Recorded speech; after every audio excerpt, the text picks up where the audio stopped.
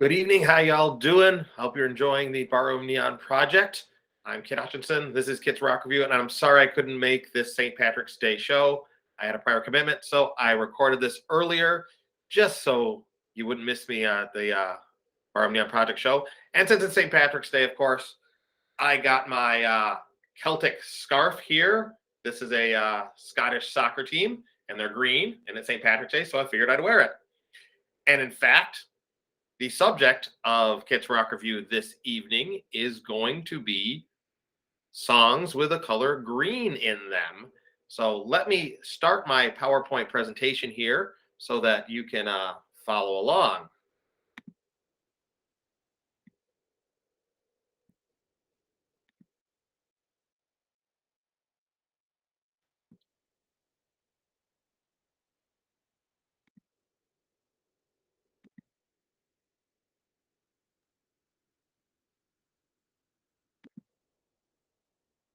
Okay, so here we are, Kit's Rock Review.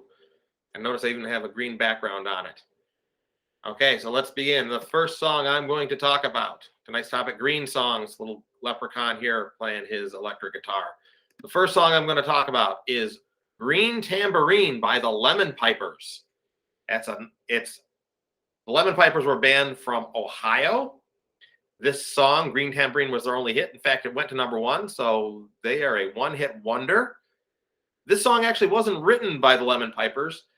They had a couple singles before, and they didn't go anywhere, so their record company said, why don't you try this song that our producer wrote? And the producer wrote a song called The Green Tambourine, and it is about a street musician who is pleading for people to pay him money after he's performing. You know, the line is, listen while I play, play, play, play, play, my green tambourine. As far as I know, this is one of the few instances where a song was called psychedelic pop. I don't know of any other song that was called psychedelic pop, but the Green Tambourine by the Lemon Pipers is. So it's also the name of their first, I think, only major album, but check it out. See what you think about it. You probably heard it on some 60s radio station sometime. Okay, the next green song I'm going to talk about is Green Onions by Booker T and the MGs. For those of you that don't know, and you should know this, Booker T and the MGs were the house band for Stax Records. They consisted of Booker T. Jones on keyboards, Alan Jackson, who was the drummer. Originally, it was Louis Steenberg on bass, and he later got replaced by Donald Duck Dunn and Steve Cropper on guitar. One night, they were just sitting around waiting for a singer to come because they were going to be the backing band for the singer's song, and he didn't show up on time, so they started jamming. And the jam, they came up with 2 instrumentals. One was called Behave Yourself, and the other was called Funky Onions. And Stax Records owner liked the song so much, he decided to put them out as a single.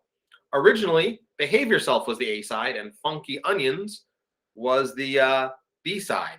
But then a DJ, I believe it was in Memphis, started playing the B-side, and he got such positive reaction, the band re-released the single with Funky Onions on the A-side, but they had to change the name Funky Onions. They changed it to Green Onions because some people were mishearing it, and they thought the title of the song was a swear word that starts with F. I'll leave that to your imagination what people thought that was.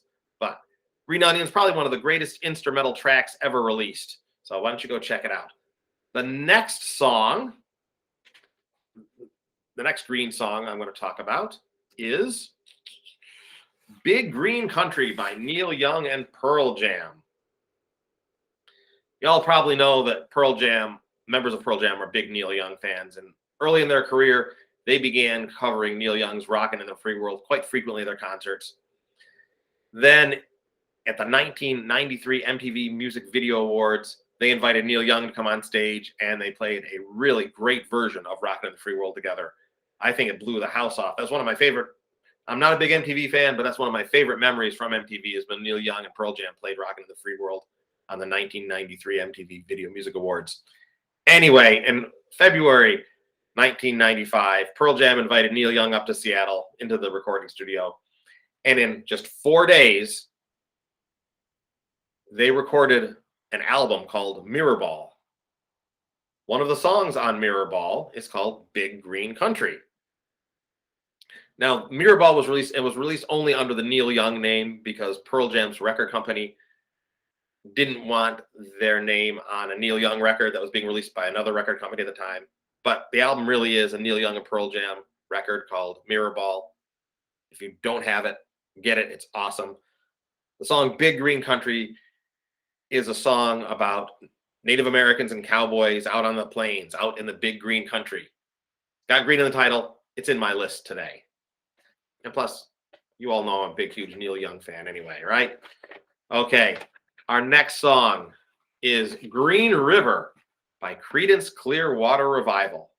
This is the title track to CCR's third album, and it was written, like most of CCR's material, was written by John Fogerty, and it's actually about a real river in Winters, California, where John Fogerty grew up, but the river is not called Green River. The river, I'm not quite sure how to pronounce this. Putaw Creek is the name of the place that the song is about. But John Fogerty, he didn't want, if the song became popular, he didn't want people going to Putaw Creek and ruining it. So he changed the name of the song to Green River. And interestingly enough, he got the name Green River from a soda he used to drink. There used to be a soda in the 50s called Green River Soda. And so he used that to name the song Green River. Okay, we're going to go from CCR to Blue Rodeo. So we're going from Northern California up to Canada for a song called Girl in Green by Blue Rodeo. These guys are a country rock-ish band. Their 1995 album is called Nowhere to Hear. It's a little more guitar-oriented. The song was written by the main Blue Rodeo songwriting team of Greg Keeler and Jim Cuddy. And the song, lyrically, the song is about a guy who will do anything for this girl that wears green clothes. I mean, the last line of the song is, I did it all for the girl in green. Musically, it's a great guitar jam. If you haven't heard of Blue Rodeo, if you don't have any of their albums, go get Nowhere to Hear. Check out Girl in Green. I know you'll enjoy it. Okay, so let's go from Canada over to England and Fleetwood Mac. For those of you who don't know, Fleetwood Mac, before Stevie Nicks joined the band, Fleetwood Mac was this British blues psychedelic band. In fact, the original name of Fleetwood Mac was Peter Green's Fleetwood Mac, because the guitarist was Peter Green. The guitarist, singer, and songwriter was Peter Green. The drummer was Mick Fleetwood, and the bass player was John McVie. So it was Peter Green's Fleetwood Mac. Anyway, at one point, Peter Green had this dream where he was being attacked, yelled at by a green dog. And he took that dream and he wrote it in, was the inspiration for the song, The Green Mangladeshi with a Two-Pronged Crown, which is a psychedelic blues song. And he says the song is about how money turns people against each other, how money is really evil. So if you want some early Fleetwood Mac, some non-pop rock Fleetwood Mac, check out that song.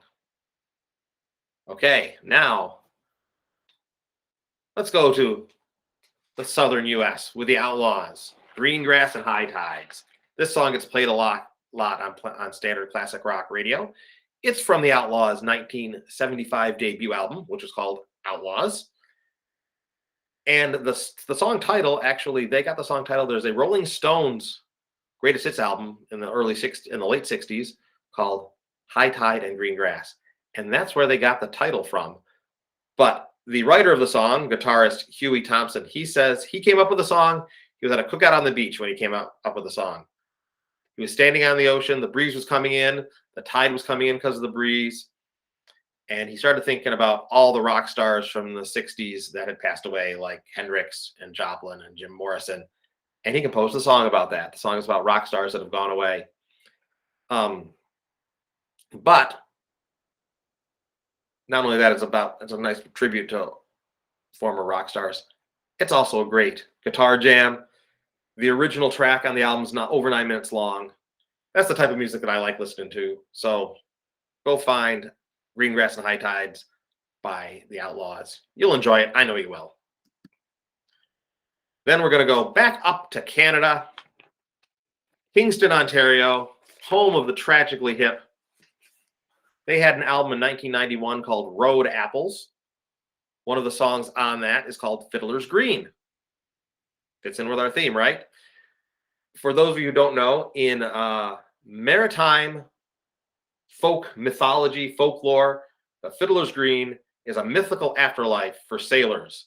And in the Fiddler's Green, there's a fiddle that never stops playing, and there are dancers who never stop dancing, and everyone has a good time in the Fiddler's Green.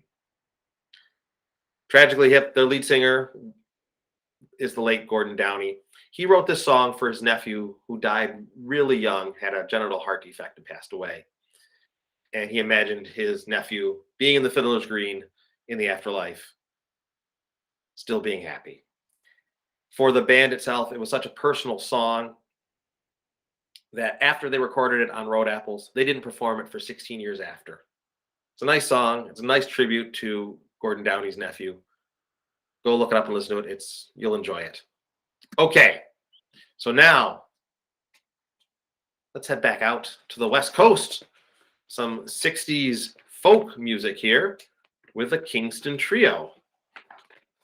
Okay, they had a song called Greenback Dollar. It was originally written by Hoyt Axton, by the way, but the Kingston Trio were the ones who made it popular. It's a song about a traveling musician who doesn't care about money. In fact, the main refrain is, "I don't give a damn about a greenback dollar." And as far as I know, this is one of the first instances where a song had a radio edit.